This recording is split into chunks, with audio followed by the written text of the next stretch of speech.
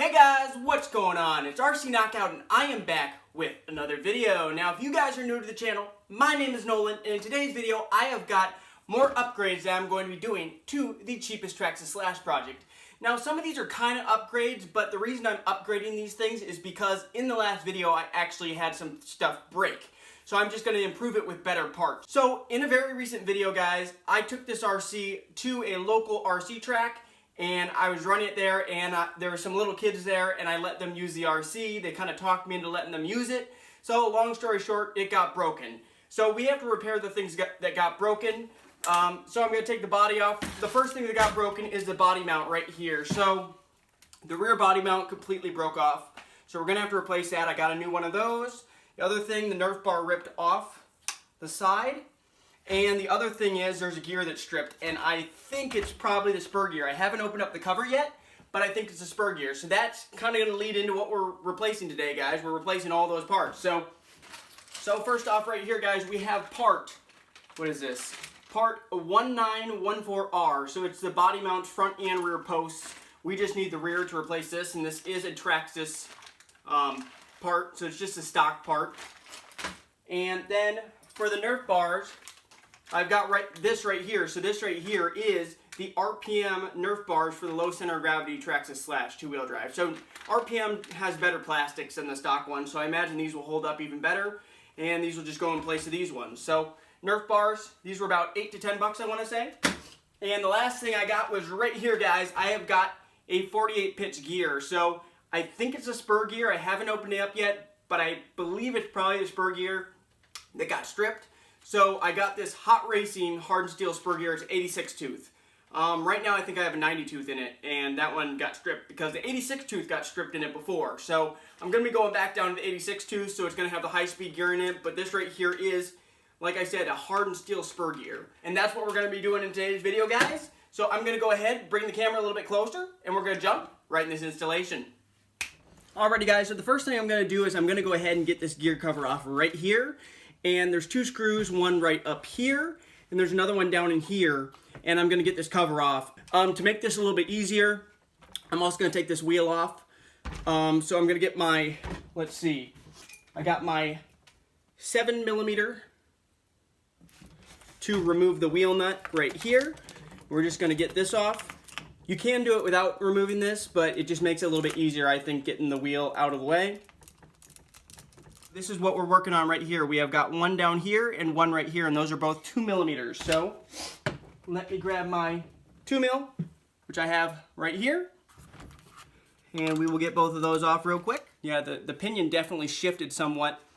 The good thing about this, guys, is we don't even have to loosen the slip or anything. We just have to take off these 3 screws right here. So there's 3 2.5mm that hold this Spur gear on, and there are some different miscellaneous screws that come with this new one, so we might have to use these screws to put the new one on, but let's go ahead and get those off. So like I said, 2.5mm, and here's my 2.5mm right here, and we're going to go ahead and just get these off. Need something to get back behind the Spur gear. Slip the Spur gear off. I need to find something. I'll be right back with you guys. Not sure where my little flathead screwdriver got put, so I can't find that, so I'll just use a scissors. I just need something to get back behind this bit, behind the Spur gear right here to pry it off. Might just need to use one of the blades. Spin that around a little bit. It's almost off. And there we go, guys. It might not be completely stripped, though. Looking at it, it still looks like there's teeth. But you know what, guys? It's still a good idea. It might be more that this freaking Spur gear or that the motor slid, because look at how far this pinion moved, guys. That pinion slid off the shaft somewhat. You can see, slid down the shaft. That's what she said. So maybe this gear is still all right, because looking at it, maybe you guys can see on the camera, the gears actually look pretty good. Maybe a few of them over here are chewed up a little bit. But since I have this upgrade and since this is going to be way stronger, that's why we're doing this upgrade. So let's go ahead and open up this Hot Racing Spur gear. Nice new Spur gear, 86 tooth. And let's see, it comes with some few screws, looks like 3 screws and some little washers. go ahead and get this ripped open. There we go. Looks like it just has 3 screws, 3 washers, and 3 little shims, these appear to be. And it just looks like it's about as simple as throwing it on where the other one came off. Go ahead and press it in place like such. And since this is going into metal, we're going to want to use a dab of thread lock. So I have got my orange thread lock right here that I'm going to use. And these right here are also smaller than the ones that came out. So the ones that came out are 2.5 mil. The ones that we're going to be putting in that came with the kit are only 2 millimeter heads. So I think we take one of these bits right here, and then I think we just then put one of these washers under, I suppose. I don't know what the point of the washer is. You guys know, let me know in the comments. And then we'll just get a dab of thread lock on it. Like that. Go ahead and thread it in. We'll just get it started. We're not going to tighten it down until we get all of them on. Alright, got the second one. Do the exact same thing. Get the washer on the back side like such. Get a dab more thread lock for this one. And then go ahead and start threading it in.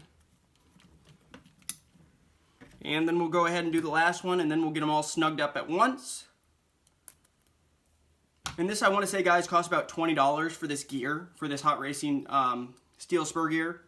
Now dab a thread lock for this last one, and then go ahead and thread it in. Alright, and we want to get them all evenly snug before we do that final tightening. That one snug, that one snug, and that one snug. And just like that, guys, it is installed. Now I just need to reposition that pinion gear, and I might need to slide the motor, it looks like, because it looks like the motor might have slid is more of what the issue might have been. But this is a nice upgrade. It's a nice looking little part. Nice looking gear. Should be significantly stronger than the one that came off. So I'm going to go ahead, guys. I'll just do that off camera. I'm going to go ahead, loosen that up, move the motor. Actually, you know what? I'll do it on camera. Now we have to remove this grub screw right here, which I believe is either a 1 or a 1.5 millimeter. I think maybe it's this size. I'm not sure. That might be a 2 mil. Let's see. Nope, that's the right size. I think it's a 1.5 mil. Let me make sure I got that in there before I try to loosen it. Alright guys, I went ahead and grabbed a new grub screw that I had, because the other one was getting close to being stripped. This one should be correct. So I'm just going to start threading this one in, and then I'm going to put a dab of thread lock on this one, and then hopefully this one will work, because the other one didn't want to screw all the way in. Alright, got some thread lock on that. Get it back onto the motor shaft. Get lined up, and just go ahead and snug it down.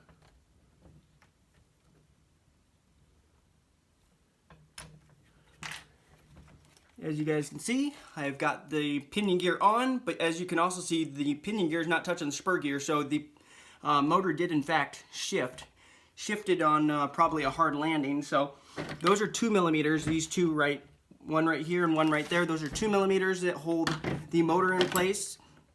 So grab my 2 mil, we'll go ahead and loosen those up real quick. And then just shift the motor a little bit closer, and I usually just usually do the feel test to get the pinion in the exact right spot, or to get the gear mesh proper. That looks pretty good. Let's go ahead and snug it.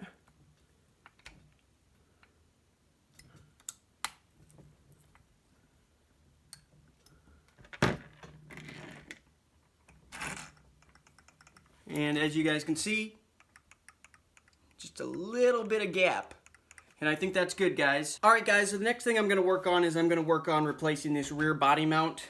Now, you don't have to do this, but I removed the rear bumper. It's just held on with 4 of these screws right here. That's what holds the rear bumper on. I just decided to move that out of the way because then it's easier to access these screws right here that hold the posts on for the body mount. So let's go ahead, let's get this ripped open. This is part, what did I say it was? Part 1914R, and I believe this does include the front and the rear mount, but we just need the rear. And here's our rear one right here, and that's basically all we need. And all we have to do is just unscrew, which these appear to be, what size are they? These appear to be 2 millimeters, so there's one here, here, here, and here. And you can see there's not a lot of material that holds this on. You can see how that would crack and break because it's pretty thin right there at the top. And then we're just going to put this one in the exact same location. I'm actually going to use a dab of thread lock just because this is going into my aluminum shock tower. On a stock shock tower, you wouldn't need to do this. But going into metal, always a good idea to use a dab of thread lock. Just a little bit. And I think I had it in second from the bottom holes. Got that one started. Get some thread lock on this one. Get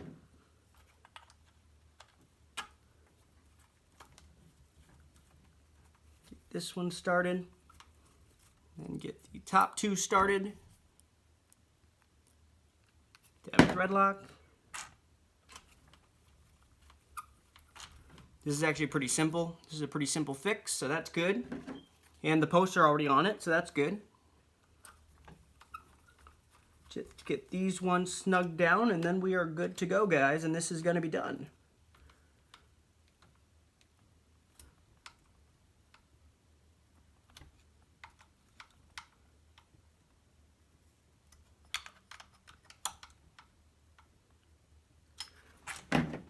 Alright guys, and as simple as that, and the rear mount is now on. And now we can move on to the last thing, which is this right here. We are going to replace the Nerf bars for these RPM ones. So I'm going to go ahead, I think I'll reposition the camera for this, and then we'll jump right into installing these. Alright guys, it's time to replace the last thing, which is the Nerf bar that broke right here. So I bought these nice upgrade RPM ones. Now if you're wondering what the part number is, part number 73862, and it is from RPM. So these should be significantly stronger than the stock ones. Now this is only for the low center of gravity. So this is only if you have a low center of gravity conversion kit for your slash. For a high center of gravity, this is not the ones that would come on it. So, and there you go, nice looking. And basically guys, this is just held on by two 2 millimeters. So right here and here, and that's all you have to do. We're gonna go ahead, grab, this is my 2, yep, grab my 2 millimeter. Go ahead, get these unscrewed. And there's one. And here is number 2. And there's the other piece. And let's see, is it the same from on both sides? Yeah, I think they're identical, guys, on both sides. So just go ahead and it just slides right up underneath of here like such. And then we can just go ahead and tighten them down. The existing screws. And I think we're going to be starting new threads because it does thread into the plastic bit here. So you always want to do this by hand. You don't want to use a power tool to do this. Or if you do use a power tool, make sure not to tighten it all the way down because you will strip out the plastic threads, which you do not want to do. Alright, so just get these snugged all the way down like such. Alright guys, and I have got them both snug, and as you guys can see, there's definitely more material on these ones than the stock ones that came off of it. So hopefully these will hold up nicely. I'll go ahead and I'll do the other one off camera, the exact same procedure. And then we're going to be testing this thing again in another video. So if you guys enjoyed the video, go ahead, hit that like button. Also, make sure to subscribe to the channel and hit that notification bell so then you'll be notified when I come out with new videos. Later!